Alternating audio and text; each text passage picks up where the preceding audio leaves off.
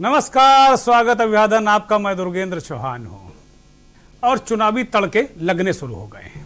लेकिन ये तड़का कौन, किसको और कैसे लगा रहा है, मंथन में आज चुनाव में तड़का।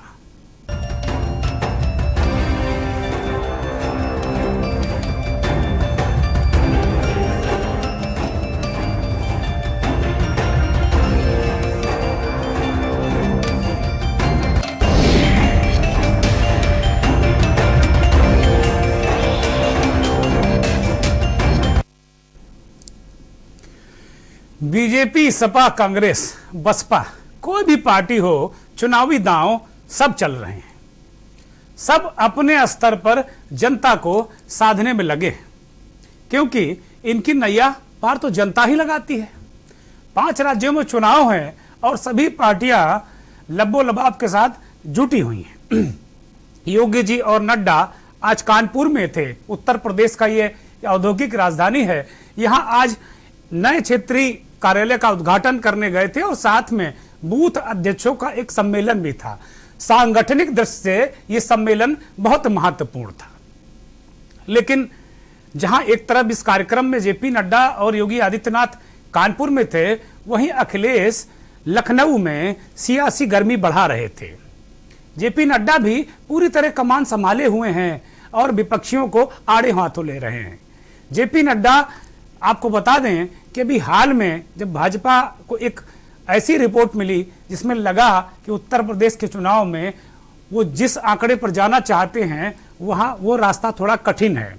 ये रिपोर्ट आने के बाद जो शीर्ष नेतृत्व है, अब शीर्ष नेतृत्व आप समझ सकते हैं कौन है।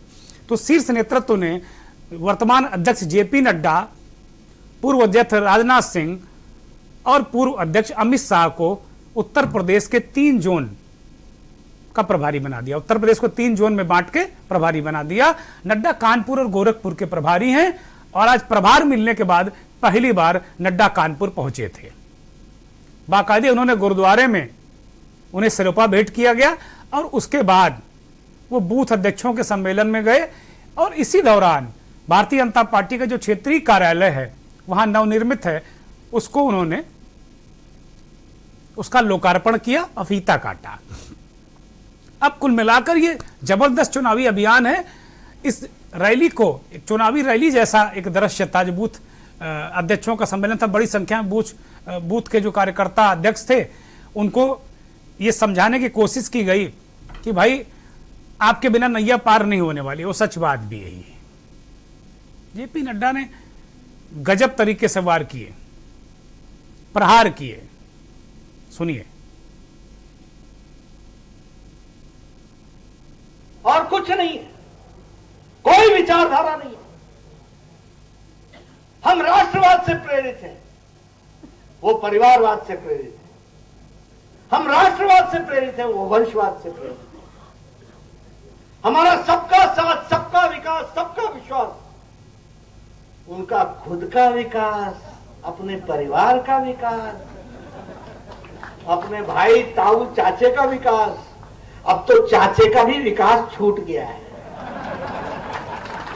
अब तो सिर्फ अपना विकास। यह संभव है कि सबके साथ मिलकर के चलने की तमन्ना, ये मोदी जी ने जो हमको सिखाया है, यह मंत्र सिर्फ पार्टी के लिए नहीं है, यह देश के लिए मंत्र है, यह विश्व के लिए मंत्र है।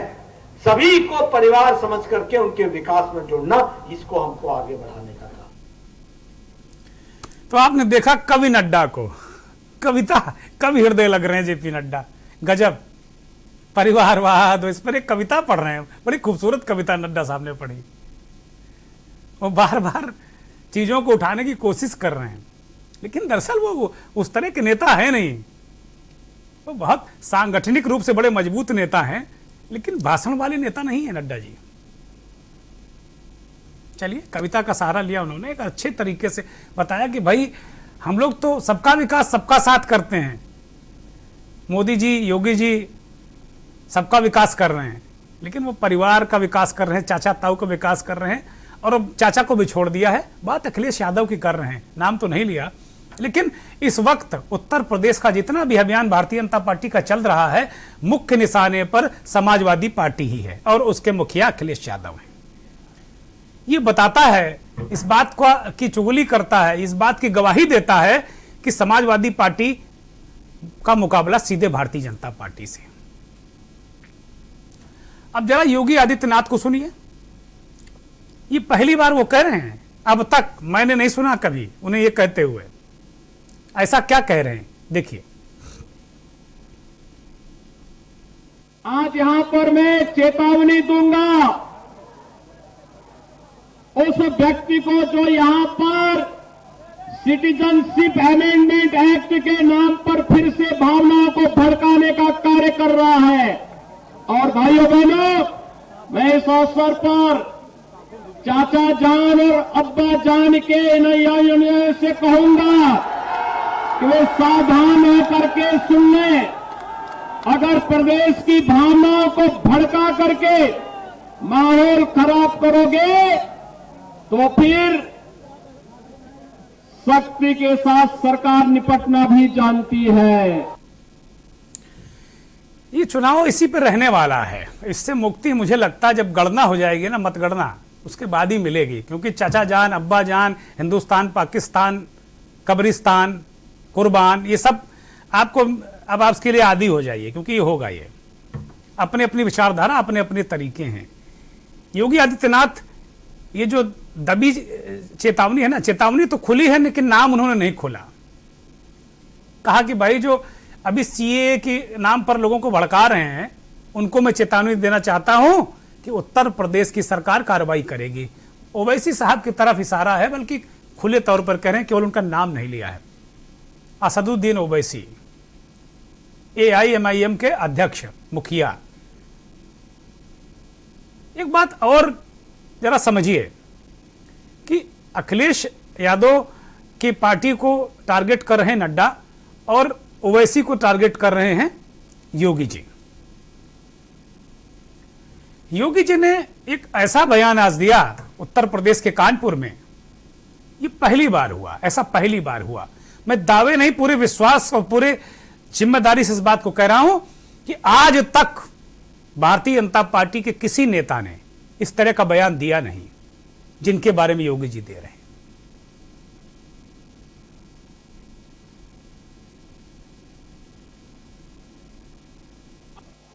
हर व्यक्ति जानता है कि ओवैसी समाजवादी पार्टी के एजेंट बनकर के प्रदेश में भावनाओं को भड़काने का कार्य कर रहे हैं।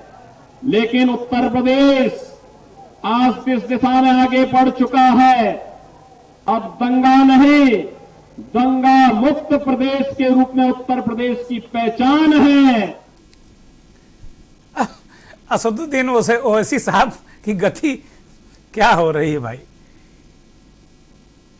समाजवादी पार्टी के लोग, कांग्रेस पार्टी के लोग उन्हें कहते हैं कि वो भारतीय जनता पार्टी की बी टीम है। और आज मुझे लगता है कि राजनीति के इतिहास में अगर किसी के पास कोई इस बात का प्रमाण हो कि कभी भारतीय जनता पार्टी के किसी नेता ने असदुद्दीन ओवैसी को सपा का एजेंट कहा हो, तो मेरे ट्विटर हैंडल पर या मेरे चैनल के ट्विटर हैंडल पर जरूर भेजें, क्योंकि मैंने आज तक नहीं सुना।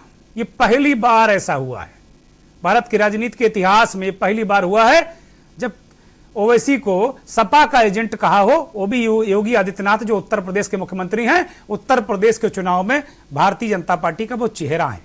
पहली बार इस तरह हुआ है।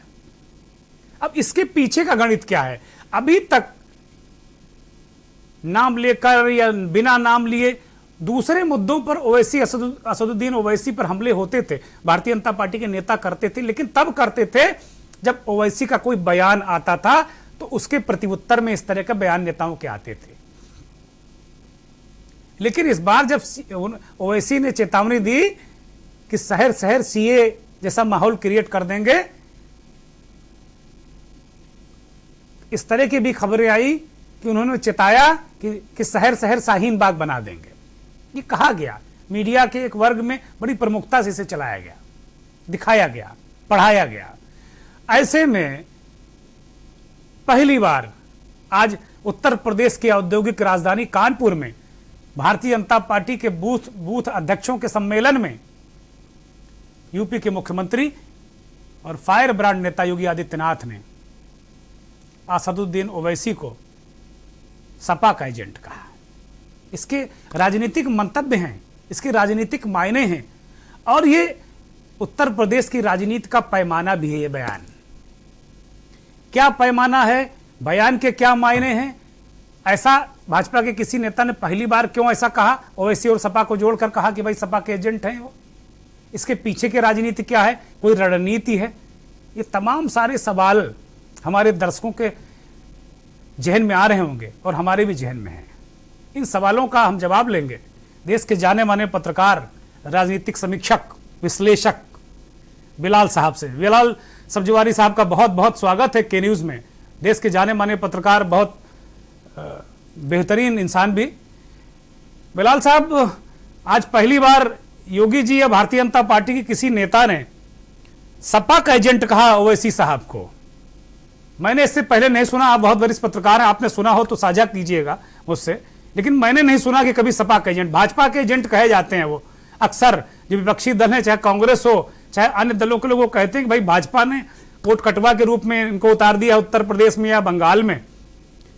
लेकिन आज योगी जी कह रहे हैं कि सपा के एजेंट, ये पहला अलग तरीके का कॉम्बिनेशन उन्होंने बताया है, अलग तरीके का रहस्योद्घाटन किया है। इसके क्या राजनीतिक माने हो सकते हैं बिलाल साहब? देखिए, सुनकर तो मेरे को भी बहुत आश्चर्य हुआ कि योगी आदित्यनाथ ने एमआईएम के चीफ असदुद्दीन ओवैसी साहब को समाजवादी पार्टी का एजेंट बताया। जी, दरअसल जितनी राजनीति में मैंने देखा पिछले 20 सालों में, तो जितने भी धर्मनिरपेक्ष पार्टियां या सेकुलर पार्टियां हैं, असदुद्दीन ओवैसी को भारतीय जनता पार्टी का से टैग कर अपनी राजनीति को ग्राउंड पर, धरातल पर उतारने की कोशिश करती है ताकि उनका सेकुलर वोट एमआईएम में शिफ्ट ना हो। इसलिए उन्हें भारतीय जनता पार्टी का एजेंट बताया जाता है, सभी धर्मनिरपेक्ष पार्टियां। लेकिन ये पहली बार है। इससे पहले भी असदुद्दीन ओवैसी महाराष्ट्र में चुनाव लड़ने गए, वहां पे भी उन्हें भारतीय जनता पार्टी का एजेंट बताया गया। उससे पहले वो बिहार में लड़ चुके हैं चुनाव, वहां भी उन्हें भारतीय जनता पार्टी का एजेंट बताया गया। इसको सुनकर तो मुझे भी बड़ा आश्चर्य हुआ कि असदुद्दीन ओवैसी समाजवादी पार्टी के एजेंट कहाँ हो गए। लेकिन योगी आदित्यनाथ की शैली बहुत डिफरेंट है। दरअसल वो चुनाव को जिस दहाने पर लाके खड़ा करना चाहते हैं, सांप्रदायिकता की जिस दहाने पर लाके खड़ा करना चाहते हैं, और वो एक इशारा कर रहे हैं कि असदुद्दीन ओवैसी समाजवादी पार्टी के एजेंट के रूप में काम करके राज्य के अंदर दंगा कराना चाहते हैं। दरअसल उनका सीधा सीधा इशारा यह है कि अगर राज्य में दंगा होता है तो इसका संदेश हम पहले ही समाज में दे दें, जिसमें असदुद्दीन ओवैसी के साथ साथ समाजवादी पार्टी के लोगों को भी आसानी से धरने में आसानी हो जाए हमको। तो दरअसल इसके राजनीतिक मायने बड़े गहरे हैं। योगी आदित्यनाथ जिस शैली में राजनीति करते हैं वो किसी से छुपा नहीं है। भारतीय जनता पार्टी ने जब पिछली बार दिल्ली में चुनाव लड़ा तो केजरीवाल को पाकिस्तान का एजेंट बता दिया गया था। तो पाकिस्तान के एजेंट बताकर उन्हें माइनॉरिटी अपीजमेंट के नाम पर आइसोलेट करने की कोशिश की गई थी।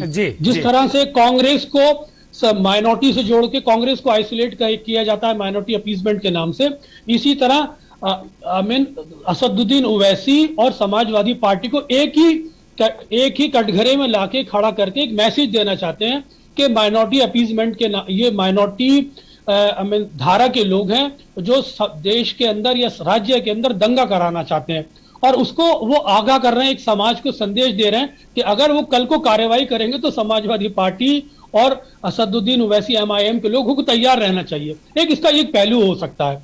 दरअसल उत्तर प्रदेश के अंदर जो मुद्दे हैं वो फिलहाल गौड़ हो गए हैं। भारतीय जनता पार्टी मुद्दों पर राजनीति नहीं करना चाहती। भारतीय जनता पार्टी गरीबी पर, भारतीय जनता पार्टी बेरोजगारी पर, भारतीय जनता पार्टी महंगाई पर, Bharatiya Janata party law and order के मुद्दे पर राजनीति नहीं करना चाहती है। Right from the beginning, if you look at the Uttar Pradesh political scenario, तो योगी आदित्यनाथ इसको कहीं ना कहीं सांप्रदायिकता के दहाने पर लाके खड़ा करना चाहते हैं। वहीं अखिलेश यादव बार बार बेरोजगारी की बात कर रहे हैं, विकास की बात कर रहे हैं, महंगाई की बात कर रहे हैं। तो कुल मिलाकर मेरे को ये स्ट्रैटेजिकल बयान योगी का नजर आता है, जहां पर वो एमआईएम को समाजवादी पार्टी के साथ खड़ा कर कर वो देश के अंदर एक संदेश देना चाहते हैं कि समाजवादी पार्टी भी उसी जहनियत की पार्टी है जिस तरह से एमआईएम के लोग दंगा कराना चाहते हैं। ठीक बात है बिलाल साहब, बहुत कुछ आपने बहुत चीज़ें साफ कर दी। बहुत अब इसके आगे बहुत नहीं कहा जा सकता। एक सीमा तक आपने आके बहुत सारी चीज़ों को इशारों में बता दिया कि अब उत्तर प्रदेश की राजनीति में क्या होने जा रहा है और किन किन शस्त्रों का इस्तेमाल भारतीय जनता पार्टी करने जा रही है अपने चुनावी अभियान में। और आपने उन दलों को भी आगाह कर दिया है जो आप अपने को सेकुलर फोर्सेस कहते हैं, वो किस तरीके से उनको आगे एक्ट करना चाहिए। सेकुलर फोर्सेस के लिए भी आपने एक नई लीड दी है कि भाई आप समझ जाओ, अगर ये मुकाबला इतना आसान नहीं जितना आप आसान समझ रहे हो। ये उत्तर प्रदेश का चुनाव है और ये इतना बड़ा राज्य है कि यहाँ 3-4 राज्य बन सकते हैं बड़े आराम से। तो 3 राज्यों का प्रदेश तो है ही है और यहाँ की सत्ता का मतलब भारत की सत्ता के करीब पहुँचना। बहुत सारे नेता ये वर्षों से दशकों से हम सुनते आए हैं कि केंद्र का जो रास्ता है उत्तर प्रदेश से होकर जाता है और नेता बार बार इसे दोहराते हैं। अब एक तो ये बड़ी महत्वपूर्ण बात हुई कि भाई आज जैसा आपने भी आश्चर्य व्यक्त किया और मैंने भी इस बात को कहा कि भाई मैंने आज तक ये इस तरीके का जो मसला मैंने नहीं सुना कि भाई समाजवादी पार्टी और ओवैसी साहब एक दूसरे से जुड़े हुए हैं, द्रव्य संधि है उनके बीच में। योगी जी ने अचानक ये जनता को, देश को बताया और उत्तर प्रदेश के लोगों को बताया कि भाई ये इस तरह भी है। खैर उनका नज़रिया है अपना, वो देख सकते हैं, पॉलिटिकल हैं और हिंदुत्व के वो मुझे लगता है देश के सबसे बड़े चेहरे हैं। तो जाहिर सी बात है कि अपने वोटों को इंटैक्ट करने के लिए वो इस तरह की चीज़ें करेंगे। लेकिन आपने एक नया एंगल दिया बिलाल साहब कि अगर सरकार कोई कार्रवाई करे समाजवादी पार्टी या ओवैसी साहब की पार्टी के, तो वो जस्टिफाई करे। ये किस तरीके का, क्या ये अपने राजनीतिक हितों के लिए सत्ता का प्रयोग के रूप में देखा जाना चाहिए या ये इसे किस तरह देखें? जरा थोड़ा सा और स्पष्ट करके समझाइए दर्शकों को। देखिए, भारतीय जनता पार्टी की राजनीति को समझने की जरूरत है। दरअसल भारतीय जनता पार्टी के पास एक तो सांप्रदायिक ध्रुवीकरण करने का एक पूरा रोड मैप है। वही इस सांप्रदायिक ध्रुवीकरण के अंदर वो एक समुदाय विशेष को आइसोलेट करती है मेजोरिटी के अगेंस्ट। जिस तरह से वो अल्पसंख्यक समाज को, खासतौर से मुस्लिम समाज को, बहुसंख्यक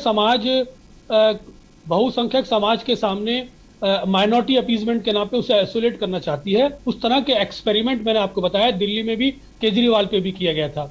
जिस तरह से 3 कृषि बिलों पर किसान आंदोलन कर रहे थे, उसे खालिस्तान के नाम पर आइसोलेट करने की कोशिश की गई थी। जिस तरह से हरियाणा में चुनाव हुए, वहां पर पूरी हरियाणा के अंदर जाट बिरादरी के नाम पर आपने पोलराइज किया सभी बिरादरियों को कि जाट यहाँ सत्ता में रहते हैं और आप सभी लोग इकट्ठे हो जाएं और जाट बिरादरी को आइसोलेट करें, तभी आप सत्ता में आ सकते हैं। तो भारतीय जनता पार्टी की एक स्ट्रेटेजी है और जिसमें उसने मास्टरेट हासिल कर ली है कि वो ध्रुवीकरण करती है। उस ध्रुवीकरण बिलाल साहब बहुत मेरा बहुत मासूम सा सवाल है, बहुत मासूम सा सवाल है मेरा आपसे। और ये राजनीति तो कतई मासूम नहीं है, ये तो आप भी जानते हैं, हम भी जानते हैं। तो मसला ये है कि ये आइसोलेट कर ले जाते हैं, ये जाट के नाम पर आइसोलेट करते हैं, ये केजरीवाल को करने की कोशिश करते हैं, यहाँ अखिलेश यादव और ओवैसी को करने की कोशिश करते हैं। ये कर ले जाते हैं ना, तो ये ना कर ले जाए, ऐसा क्या उन फोर्सेस को करना चाहिए जो इनके खिलाफ चुनाव लड़ रहे हैं? या एक जो बहुत सार्थक राजनीति या जन सरोकारी राजनीति करने वाले लोग क्या करें? देखिए, बड़ा महत्वपूर्ण सवाल आपने मेरे से किया है और ये इतना महत्वपूर्ण सवाल है, अगर राजनीति में इसके अर्थ समझ लिए जाएं तो सांप्रदायिक ध्रुवीकरण की राजनीति देश के अंदर खत्म हो जाए। दरअसल विपक्षियों दलों के पास आज के समय में उतने संसाधन नहीं है, उनके पास वे ऑफ कम्युनिकेशन नहीं है, उनके पास उतना पैसा नहीं है कि इस मैसेज को वो काउंटर कर सके। दरअसल ये मैसेज किसी भी पार्टी पर एक बिजली की तरह कड़कड़ा के गिरता है। भारतीय जनता पार्टी इस सांप्रदायिकता की जो बम्बार्डमेंट करती है वो उतना भयंकर होता है कि दीवारों में दरारें पड़ जाती हैं, आदमी को सोचने का मौका नहीं मिलता। तो या तो आपने ग्राउंड पर बहुत अच्छा काम कर रखा हो, या समाज बहुत ज्यादा शिक्षित हो, या फिर एक मैं आपको बहुत महत्वपूर्ण उदाहरण देना चाह रहा हूं कि कपिल सिब्बल साहब यूपीए 2 के अंदर करण थापर के साथ बैठे हुए थे, और जब कपिल सिब्बल साहब से ये पूछा गया what is the way out of the communal politics, तो कपिल सिब्बल साहब का जवाब था कि it is a medicine to keep country out of caste politics.